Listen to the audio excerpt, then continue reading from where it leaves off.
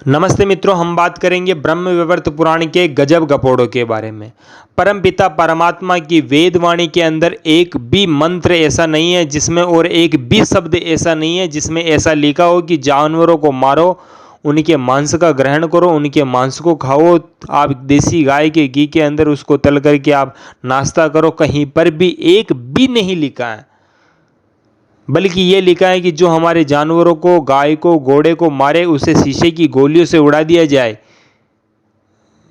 पर इन स्वार्थी, पाखंडी और धूर्त लोगों ने नवीन नवीन पुराण बना करके व्यास जी के चरित्र को बदनाम कर दिया और इन्होंने कह दिया कि परमात्मा के अवतार व्यास जी ने पुराण बनाए हैं।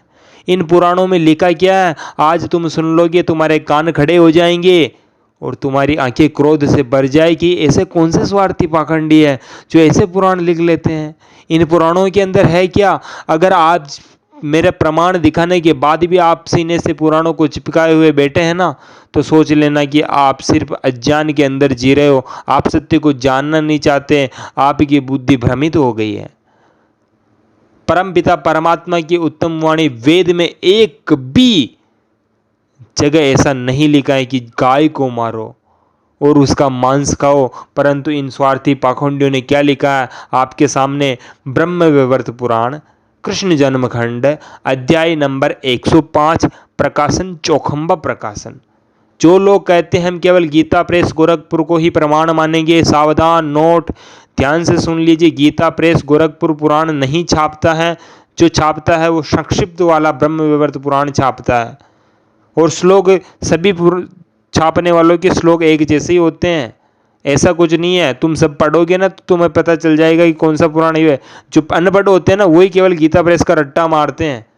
पढ़े लिखे बुद्धिमान वो गीता प्रेस को लेकर के नहीं बैठते हैं। आप आगे देखिए, रुक्मणी और कृष्ण का जो विवाह हुआ था, उस विवाह के अंदर भोजन के अंदर क्या बनाने का आदेश दिया गया आप देखिए। 1,000 घृत की, 1,000 मधु की, 1,000 दधी की, 1,000 दुग्ध की, 500 तेल की, 2 लाख गुड़ की, 500 चीनी की नहरें बनवाएं।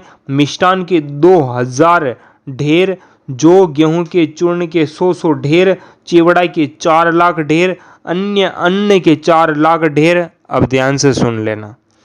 1 लाख गो, गाय, गो, आप शब्द स्वयं देखिए। गवाम लक्षम छेदन, अरे बाप रे, गवाम लक्ष्य, लाखों गायों का छेदन, काटा, छेदन किया। यहाँ पे आप संस्कृत में श्लोक लिखा, आप खुद अर्थ देख लीजिए। 1 लाख गायों, किस मुंह से तुम बात करते हो कि हम गोरक्षक है? तुम्हें तो गोभक्षक बना दिया। गर्व से कहो हम हिंदू हैं, किस मुंह से कहो तुम हिंदू हो? तुम सनातन वैदिक धर्म को भूल गए। तुम गणात, जैमिनी, पतंजलि, व्यास, महर्षि दयानंद सरस्वती के मार्गों को भूल गए। सत्य को जानने के लिए आपको सत्यार्थ प्रकाश पढ़ना चाहिए। आप वो नहीं पढ़ोगे, आप कहोगे नहीं हमारे पुराण सही है, हम पुराण 100% सही है। अब क्या लिखा है इसके अंदर? 1 लाख गाय, गो, 1 लाख गाय, गाय जिसको तुम माता कहते हो, जिसमें तुम 33 करोड़ देवता मानते हो।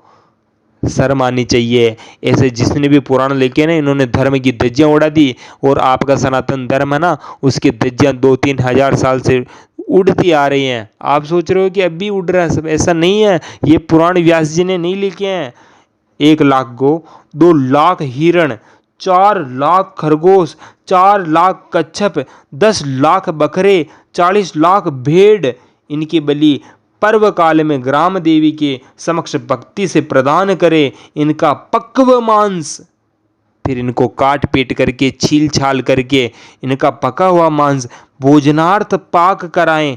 हे राजन, सभी व्यंजन परिपूर्ण रहे। हे राजन, यह सामग्री एकत्रित कराए। वाह दूर्थ लोगों, वाह! तुमने तो धर्म की धज्जियां उड़ा दी। तुमने तो सारी सीमाएं और सारी मर्यादाएं पार कर दी। और अब आप कहोगे ऐसा कहीं नहीं लिखा। पैसे खर्च करो, नहीं कर सको तो कहीं से भी ढूंढ करके ब्रह्म वैवर्त पुराण चौखंबा प्रकाशन से मंगवा लीजिए और पढ़ लीजिए क्या लिखा है। लाखों गायें मरवाने की बातें, शर्म आनी चाहिए। और तुम कहते हो हम तो धर्म के सबसे बड़े रक्षक हैं।